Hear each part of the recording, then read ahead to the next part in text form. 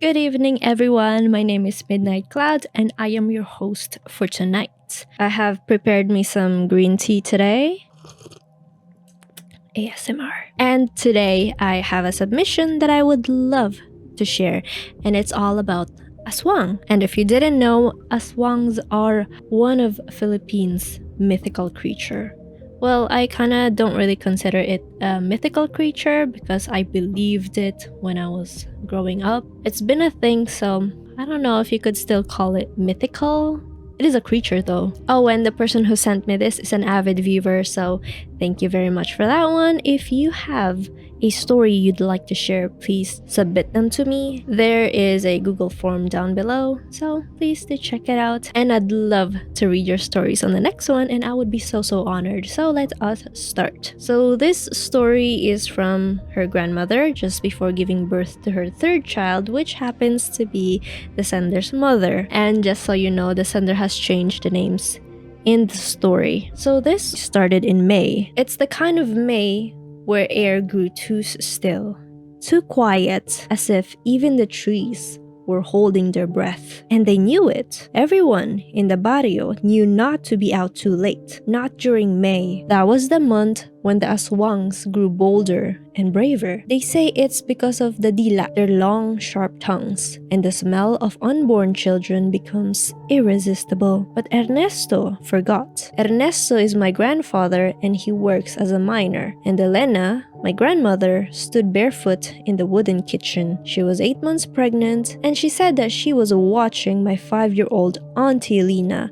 sleeping on their handmade rattan couch. They did not have electricity at that time, so they used a kerosene lamp that flickered, casting long shadows against the walls. And outside, the croaking of the frogs had suddenly gone silent. And that was the first sign. Elena, a voice rasped from outside. She froze. Her blood ran cold. Elena. It wasn't Ernesto's voice. Too hoarse, too low, like it had been dragged through the gravel. She quickly blew out the lamp and silently tiptoed towards Lina, who is a bit dazed and confused, was about to say something when her mother whispered, "Don't move, don't make a sound," in their dialect. They say aswangs can mimic voices. They steal them like clothes, wear them to fool you. And Elena had heard that voice not long ago when her mother used to tell her stories in the dark. Stories she thought were just stories. A shadow moved past the window, not walked, but glided. "Elena," the voice crooned again, and this time with a wet gurgle, like saliva was pooling in its throat. Lina whimpered, visibly scared, and Elena covered her mouth gently and backed them both into their small bedroom. She barricaded the door with a wooden chair and her arms are shaking. And then, on the roof, it was above them now.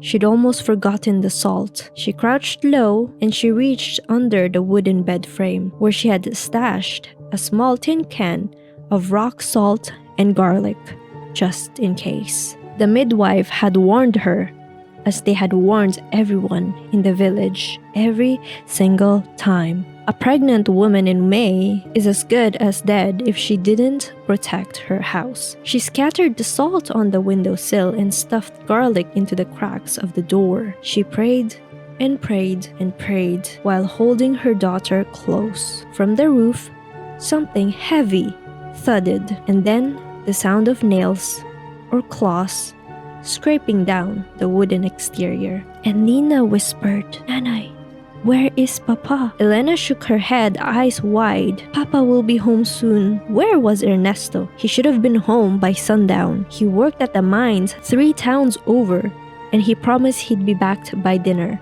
He promised to take precautions, but maybe he didn't remember what month it was. And then there was a sound. A click at the door, and it was trying to open it, but that's when a voice came from outside. Ernesto's voice. "Elena, open the door, it's me." And she felt relief flood her, But then her heart stopped because another voice identical came from the back window. Elena, open the door, it's me. Two voices, same words, same tone. One was him and the other. Elena held Lena tight. Ernesto, she cried out. What was the name of our first dog? And then there was a pause, and from the front, somebody answered, Taba. And from the back, Taba. By the way, Taba means fat, so that's kind of funny. She screamed. Neither voice was him. The real Ernesto would never forget, and their dog's name was Putol because it had a stub for a tail. Elena! Came a whisper, angry now. The scratching had started again. Suddenly, the light from outside flared, Ernesto's flashlight. Elena, it's me, I swear. His voice this time, hoarse, panicked. She peered out the hole in the door. His face, dirty, drenched in sweat, was illuminated by the beam of light. He looked real, human. How do I know it's really you? She cried, her hand trembling on the door latch. And then there was a pause. The voice came again, rough and urgent. Putol, the dog with the broken tail. You hated how he always stole our dinner but cried when he died. Elena's breath hitched. Her heart pounded. Only Ernesto would remember that. Still, she opened the door slowly, salt on her hand. Ernesto rushed in, slamming it shut, barricading it with his whole body, his eyes wide, shaking. It's on the roof. I saw it. Long tongue, black wings, big eyes, Elena. It looked right at me. The roof groaned. Something heavy landed again, and Ernesto grabbed the salt and threw it upward. Then a loud and high shriek. Very inhumane. And then silence. The air shifted, and the frogs began croaking again in the distance. The heat broke, and it was gone. But the next morning, they found strange marks near the house, hoof prints that turned into bare feet, and clumps of dark hair. Weeks later, Elena gave birth to a healthy boy, but from then on, they never forgot. In that small, forgotten barrio, they say the Aswangs wait for May. When the heat thickens, when men forget their promises, and the unborn sing louder in the dark. My grandma is okay and years later gave birth to my mom with no issues because my grandpa made sure she was always with someone when he is not around. Oh my gosh, what do you think about that story? This is hella intense, and I am so glad that the grandma is safe. Pregnant women, as you know, at the very ending stage of their pregnancy are very much more vulnerable,